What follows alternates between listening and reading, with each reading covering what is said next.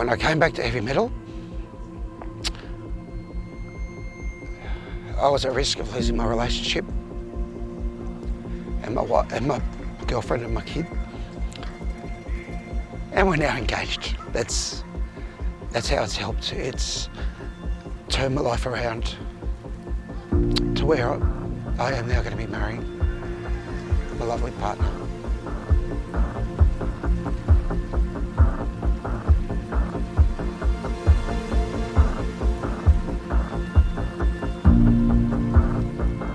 This whole weekend, in summary, for me was, it's a healing, it felt like a healing process.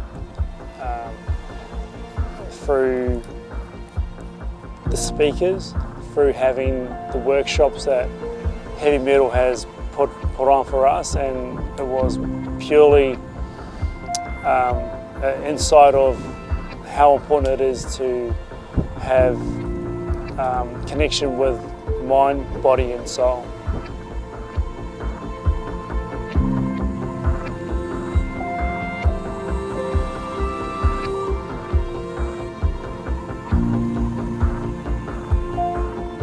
Often toxic shame later in life, and that's a deep-seated feeling of being unlovable and unworthy. And I know for a fact some of you in this room will have experienced that as children, and that then will be adding to the shame feelings that you've got there.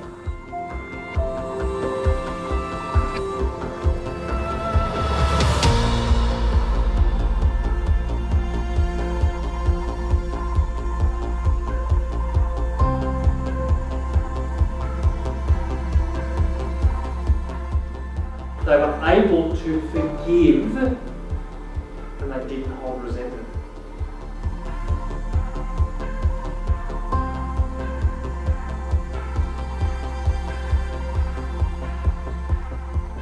The theme of the weekend was to embrace vulnerability, and this weekend has been an amazing journey for the men that have attended.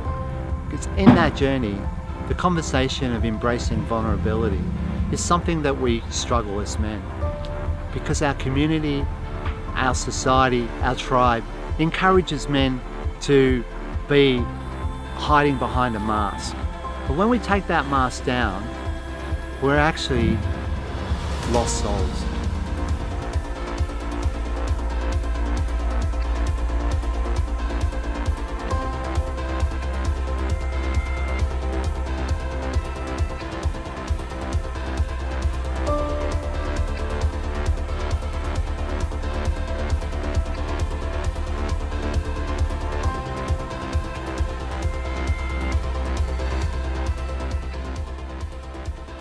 With your vision board, and you come up with your vision board, and I want everyone to have a go. What's the underlying inspiration or motivation that's going to hold you to that vision board? Yeah. So, like when I said before, it has to be grounded in something. Those visions. What's the underlying motivation and inspiration that'll hold you to your vision board?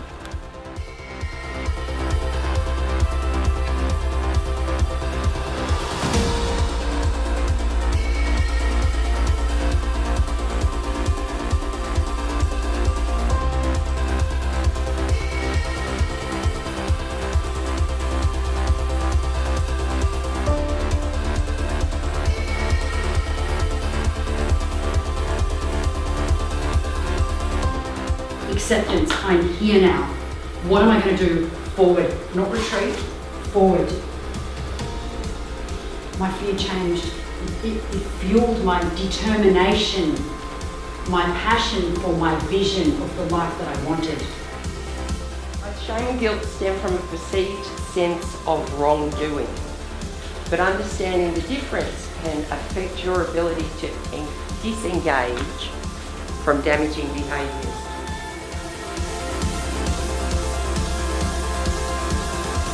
We talk about wanting to release the shame, yet we protect ourselves by saying everything in the room is confidential and we don't tell anyone we're coming. So this is how it's festered throughout our community, and the men, we get stuck because some of us want to be transparent, but then the people are being judged by our tribe, the community, that they're going to think worse of. You have a choice. You have that power to sit with it. You have the power to choose. You have the power to harness your emotion. Fear doesn't need to turn into anger.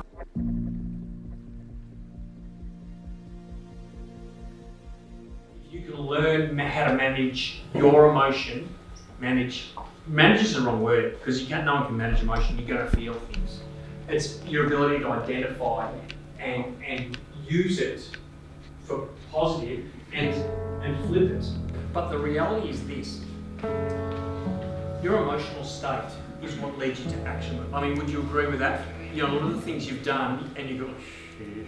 You know, when you're angry, you say things, do things, and you often regret it. When you're frustrated or anxious or fearful, you do things and you look back at all that. How do you want to be? What sort of person do you want to be? What does that look like? How do you want to feel every day when you wake up? Because when you have a clear vision of what that is, that's when you can make that happen. Every time we get together with people who are prepared to be vulnerable and like-minded, this stuff just gets more powerful. I think I've carried some shame for a long time, and now that we've done an exercise on that, to be able to let it go or start the process of letting it go is a big thing to move forward to internal happiness, to carry on to be good for my family and hopefully my wife, especially the kids. I want to set a good example and be a good role model, so when they grow up to be adults, I don't want them to carry them burdens. I don't want them to be, you know, have those bad habits. I genuinely believed I was no good. I was buying into the stories that my father had told me as a kid, but also some of my poor decisions around using violence and behaviour in my relationships reinforced that message that you know, I'm an idiot, I'll be a loser, I'll never be anything, you know. So that shame that comes through that behaviour made me believe that story, where, you know, the work I've done to get to where I am today, now I can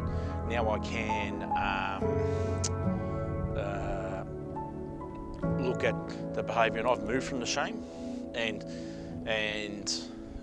I've forgiven myself. When you go down and come back up, you grow from that experience. They rise so much more and they go, you know, grow so much more, you know, than the one that just has that flat line. You know, if you just chip away little bit by little bit, little bit by little bit, you know, we can live all a great life. Life is filled with ups and downs. Expect it and grow from it. If you have had your challenges in life, that, you know, if you can reframe that to go, all right, maybe it's made me a better person, maybe it's made me a stronger person, maybe it's given me a perspective and understand other people a lot better. That, yeah, I reckon that's really going to help. So.